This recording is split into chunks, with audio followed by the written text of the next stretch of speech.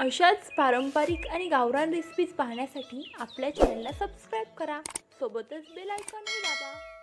नमस्कार मित्रांनो, स्वागत आहे तुमचे आपल्या तृप्ताई किचनमध्ये. अशा सोप्या आणि घरगुती रेसिपीज बघण्यासाठी आपल्या चॅनलला जास्तीत जास्त शेअर करा आणि सबस्क्राईब करा. चला तर मग सुरुवात करूयात भोपळा आणि डांगर याचे धिरडे बनवायला. इथे मी दुधी भोपळा अशा प्रकारे कापून घेतला आहे आणि इथे एक डांगराची फोड घेतली.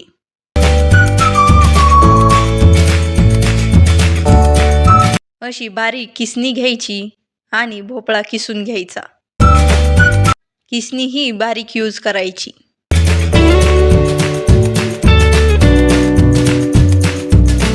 इथे मी भोपळा किसून घेत आहे.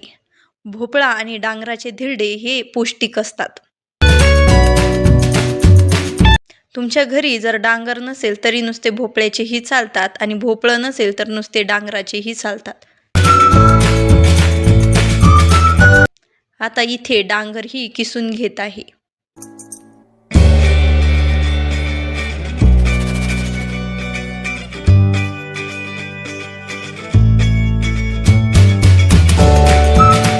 इथे मी भोपळा आणि डांगर किसून घेतलं. आता मीठ, मिरची, लसूण, जिरे याचं वाटण करायचं.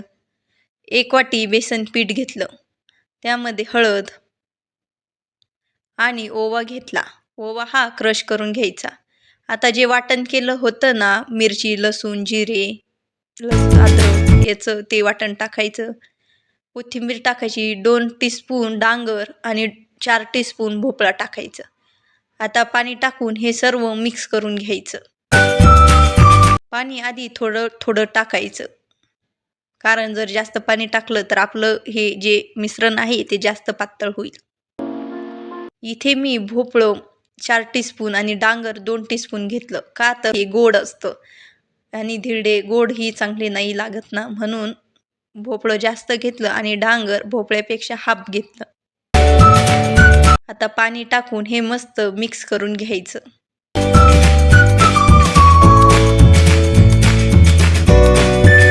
आपण धिरडे तव्यावरती जसे करतो ना, तसे या पिठाची मिश्रणाची क्वांटिटी ठेवायची. जास्त पातळही नाही आणि जास्त घट्टही नाही.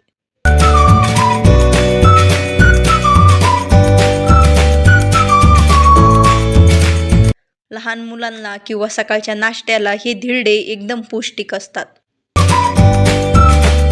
हे बघा, असं पीठ मिक्स करून घ्यायचं. आता गॅस चालू करायचा आणि गॅसवरती ठेवायचा तवा. तवा हा आपल्या रोजच्या वापराचा आहे. त्यावरती आधी तेल टाकायचं. तवा गरम होऊ द्यायचा आणि मग तेल टाकायचं बरं का. आता तेल सगळ्या तव्याला लावून घ्यायचं.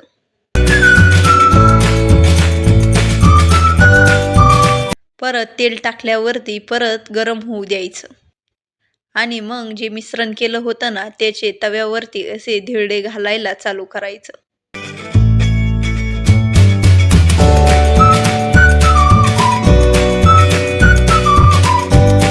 काही जण धिरडे ज्वारीच्या पिठाचे करतात, काही जण गव्हाच्या पिठाचे करतात. इथे हे धिरडे प्युअर बेसन पिठाचे आहे.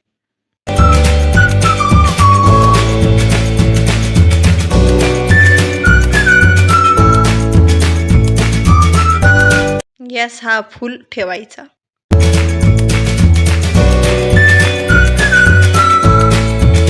आता कडाने असं तेल सोडायचं, जेणेकरून आपलं धिरडं तव्याला चिटकणार नाही.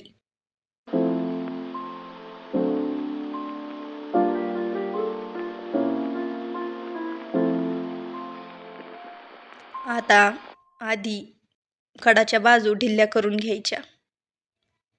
हे बघा, मस्तपैकी आपलं धिरडं तव्यावरच निघालेलं आहे, चिटकलेलंही नाही.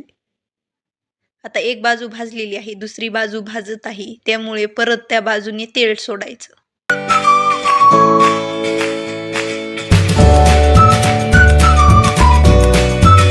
आता तीही बाजू भाजलेली आहे. हे बघा, तयार आहे आपलं गरमागरम बेसन डांगर भोपळ्याचं धिरडं. तुम्ही पण तुमच्या घरी असं धिरडं नक्की ट्राय करा. आता काढून घ्यायचं. चला तर मग, थँक्यू.